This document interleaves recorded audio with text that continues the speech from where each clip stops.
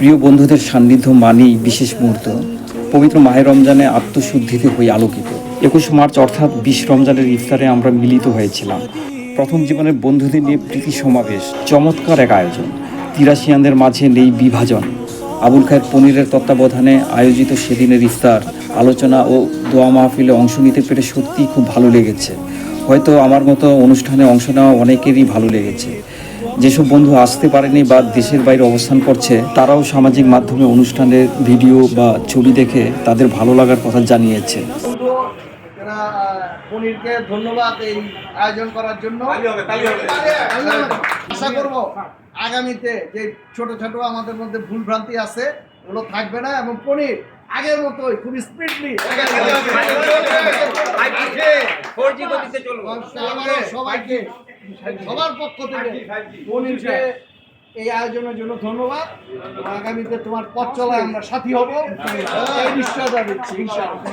প্রায় 1 বছর পর বন্ধুদের নিয়ে এরকম একটি স্বতঃস্ফূর্ত আয়োজন সম্পন্ন হলো। গত বছর 21 ফেব্রুয়ারি আয়োজিত এক বনভোজনকে কেন্দ্র করে এই গ্রুপের সদস্যদের মাঝে ভুল বোঝাবুঝির অবকাশ হয়েছিল।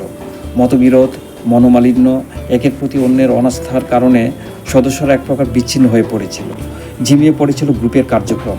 এখন বোধহয় সেই অবস্থা পাল্টাতে শুরু করেছে, যার প্রমাণ ইফতার মাহফিলে বেশিরভাগ সদস্যের অংশগ্রহণ। আমরা অনেকদিন পরে বসছি, ব্যক্তিগতভাবে হয়তো কেউ কারো উদ্যোগ দিচ্ছে, তো ওই ক্ষেত্রে আসলে আমাদের মধ্যে যে ভুল বুঝাবে কিছুই ভুল বুঝা আসলে সময়টা ছিল মূল জিনিস। মান অভিমান দ্বিধাদ্বন্দ্ব ভুলে গিয়ে সবাই এক কাতারে এসে সামিল হয়েছে।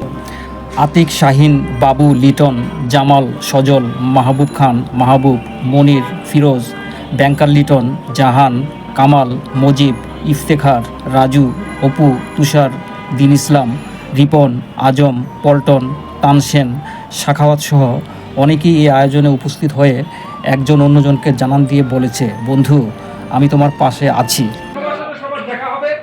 আমরা একত্রে বসবো, আমাদের মধ্যে কোনো ভুল বোঝাবুঝি থাকলে সেই ভুল বোঝাবুঝি আমরা একেবারে দূর করে দিব। কোনো ভুল বোঝাবুঝির দরকার নেই।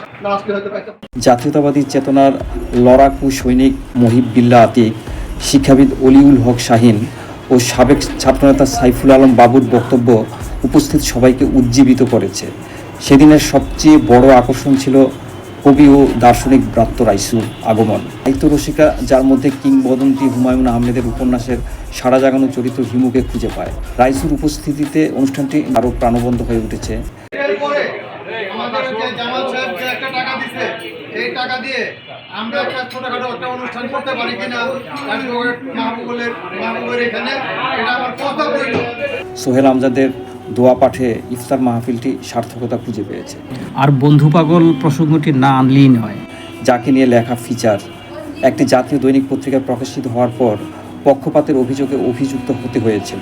সেই অভিযোগটি ছিল একেবারেই ভিত্তিহীন। সফল অনুষ্ঠান আয়োজনের মাধ্যমে ব্যাপক বন্ধু সমাগম ঘটিয়ে পনির আবারও প্রমাণ করেছে, সব বন্ধুকে এক মঞ্চে নিয়ে আসতে নেতৃত্বগুণ লাগে না কোনো সাংগঠনিক মেধা। এক বন্ধু আরেক বন্ধুকে আন্তরিকভাবে ডাকতে পারলেই শুধু তাকে কাছে পাওয়া যায়। তাহলে কোনো অবসরে স্মৃতিকাতর হয়ে আনন্দ ভাগ করে নিতে আমাদের বাধা কোথায়? কিছু সময়ের জন্য আমরা হারিয়ে যেতে পারি অতীতের ফেলে আসা সোনালি বেলায়।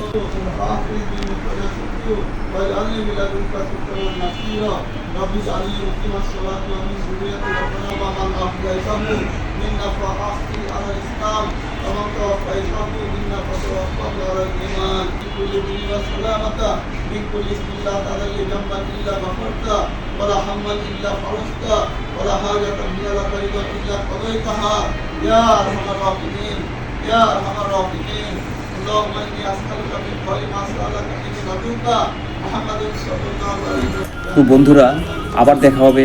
এ দেখাই শেষ দেখা নয়। আজকের জন্য বিদায়। সবাইকে ঈদের শুভেচ্ছা।